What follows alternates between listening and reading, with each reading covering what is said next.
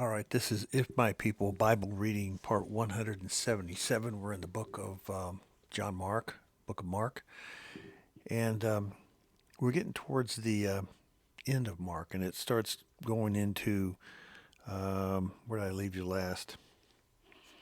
It starts going into chapters 13, 14.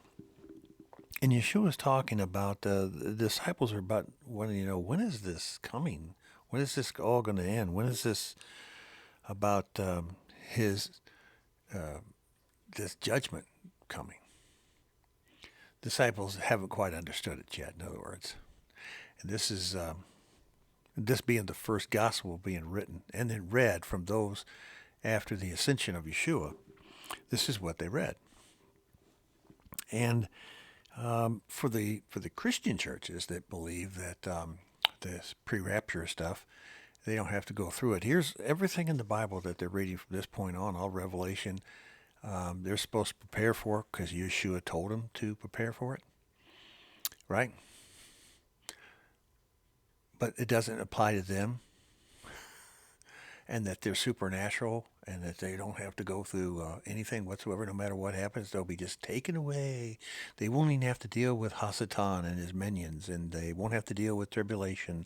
They won't have to deal with the wrath of the Father. They don't have to deal with any of that, right? Does that make any sense? So when you ask the Christians about this, oh, well, that has to do about the Jews. Not talking about the 12 tribes because they don't have a clue. They're talking about the Jews. Which Jews? Which Jews are they talking about? And if it's talking about the Jews that do not believe in Yeshua, then why would they ever believe them if they also don't believe the Father? And they also don't believe that Yeshua was here the first time in the first Advent, representing himself as the Lamb of his Father Yahweh. So all that we're reading is for who? Is it for the non-believers? Is it for those of the world who could care less and will never care, no matter what you do? As Yeshua said a couple of chapters back here, you put away that of the woman that does not belong. So when we talk about Abraham and Isaac and Jacob and all that, and then the other tribes that came out of that Abraham should not have had a sexual relationship with, Yeshua is relating them to those who will never ever come to Jesus. Why would this all be written in the Bible if it doesn't apply to them? Because it doesn't. It applies, and it is all about the sheep. Yeshua is warning his sheep over and over again. He's read here, and you've heard it. He's warning you. This is my warning. This is why I've told you this. This is exactly why I'm telling you this. And it continues it again. Let no one on the roof of his house go down and enter, and all men hate you because of me, but he who stands firm to the end will be saved. How could that be the lost people of the world? How could that be the Jews who do not believe in Yeshua? Let me read that again. Chapter 13, verse 13. All men will hate you because of me, but he who stands firm to the end will be saved. It's to apply to the shepherds, to stay the course, to be true. It applies to the sheep and the millions and millions and millions who think they're going to be raptured up, who are not. Where are we at here? Verse 16, let no one go in the field and go back his cloak. It's going to happen quickly.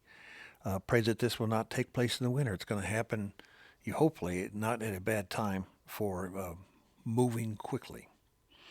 Verse 21, at that time, if anyone says to you, look, here is the Messiah, or look, there he is, do not believe it. That's Torah. Everything I've read you, Torah. It's Torah. It's New Testament Torah. I looked it up on Google a little while ago, New Testament Torah. Try to find it. Thousands and thousands and thousands of Bibles and thousands of apologetics, and they don't have this written down. Wow. Verse 23, so be on your guard. I have told you everything ahead of time. He's told you ahead of time. He's talking to the disciples. He's talking to you. He's warning you. Verse 28, now learn this lesson of the fig tree. As soon as its twigs get tender and its leaves come out, you know that summer's near. Just take a look at everything going around. And I'm not one to name dates and times. I don't. There have been wars and rumors of wars for a long time. But see how fast everything's picked up these days? See how much education and knowledge has greatly increased? Wow. It's way beyond with all this computer chip stuff. Be on your guard. Be alert. That's verse 33. You do not know when that time will come. Neither does Yeshua when he said that. He didn't know either. Only the Father knows. What I say to you, I say to everyone. Everyone in the world is going to be warned. Now, how does that happen? Today. More people are alive today than have died since Noah. As I've said this before, where there's around 8 to 9 billion people alive right now, and around 6 to 7 have died since Noah. 6 to 7 billion. So, how does Yeshua say it to everyone and say, I've said it to everyone, watch? Well, you know he didn't say it to everyone, so how could that be true? Well, the fact is it's your responsibility to get out there. You're to tell the good news. Telling good news is warning someone. When you tell someone the good news, you're warning them. If you love them and it's your child, don't you pull the child out of the ditch before a boulder rolls over him? Because you love him? Is it painful to be pulled out of a ditch with a boulder rolling after him? Yeah, but is there a reason that you do that? Because you love your child. That's exactly what that means. Let's run up to chapter 14, verse 38. Torah. Torah again. Watch and pray so that you will not fall into temptation. The Ruach is willing, but the body is weak. So when you get saved, when you hear and obey, when you call upon Adonai, and he calls upon you, you come up to him, he comes down to you through the Ruach that comforts you, and you become a child of Yahweh. You're still errant. You're still sinful. You're still under Torah, but not under the condemnation of Torah. And now we're adding more Torah in here. But this is so easy. I mean, this is a lot easier than that Old Testament Torah, is it not? Watch and pray so that you will not fall into temptation. It means every day. Be watchful. Be a watchman on the wall. Talk to the Father. Pray every day. The Ruach that lives in you is very willing. Still, small voice. But the body is weak. Your body still is full of sin. Your heart is deceptively and evil throughout and will have to be cleansed. Now, who's going to cleanse it? Paul says it's a cleansing process. You do this every day. And that is showing the Father what you want. That is showing the Father that you are under his will, because that's what he wants.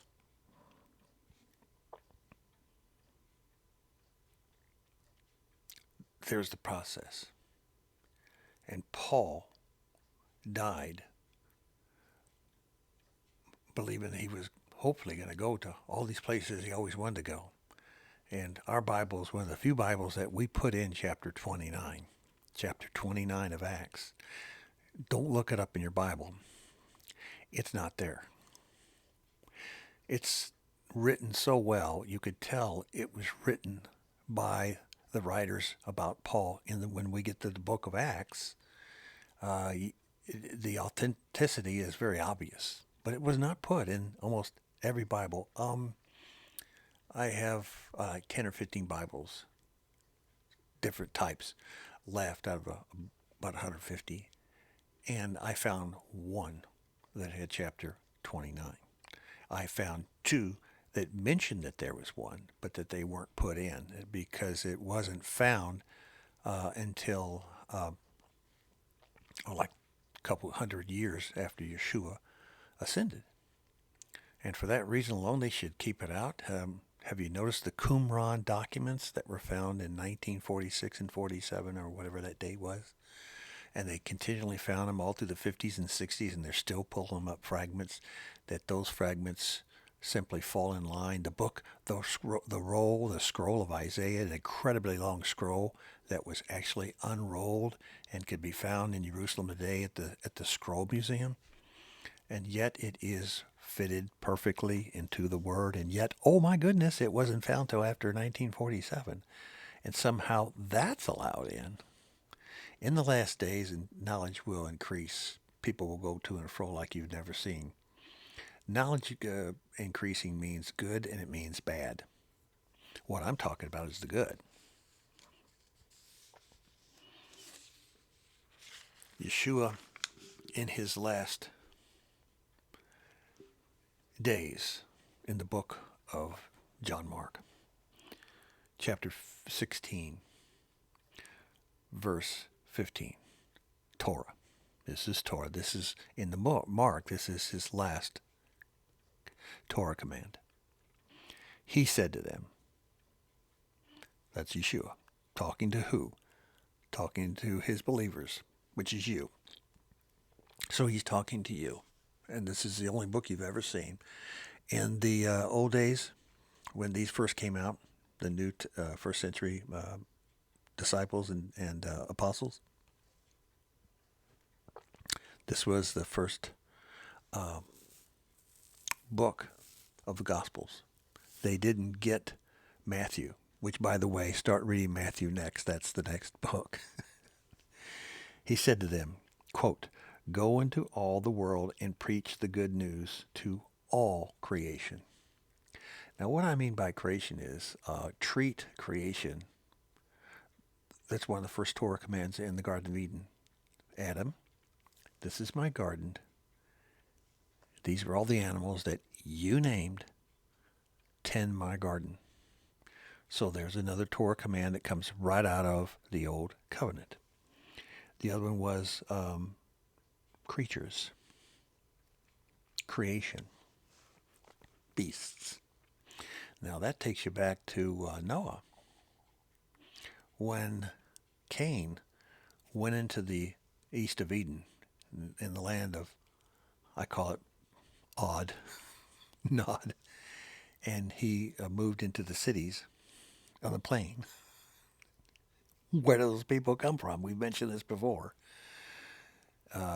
Yahweh made Adam and Eve, and he breathed the Torah. He breathed the soul. He breathed the Ruach into, into Adam. And that the DNA that came out of Adam went into Eve. So there's the DNA right from the Father. And so, do I have an understanding that there are some humans that were made that did not have that in them for thousands and thousands of years on Earth? Before Adam and Eve? Absolutely. That's where all these animals and other stuff came from. All this nephesh, that which breathes from the air, the lungs. Nephesh. But once Cain had a sexual relationship with these humanoids who were just like him, only they didn't have the Ruach in them, that DNA, that seed, as Yeshua says, and we'll go through this again and again, his seed is his seed. If he has seed, therefore, and if, that means there is other seed that is not his seed. Otherwise, he would say, everything is mine. But no, he didn't say that. He said, this was my seed. That was not my seed. Somebody put some other seed in my garden. Who's the somebody? And who and what was it? Plain and simple. That's where the people of the plain came from. But once they got that seed in them, and they became neanderthals or whatever name, people with hair on their chest and hair on their... my doctor always says, do you have hair on your back, Bruce? Back? I always ask about my back. Then I did a DNA study, one of those LMNOP 1, 2, 3 things, and it comes back, lo and behold, I got 3% Neanderthal in me. Which means, 3% doesn't mean anything, but that doesn't mean that in scientific study. When you study that, it means that It goes way, way, way back. So we'll see you at the next one. Shalom.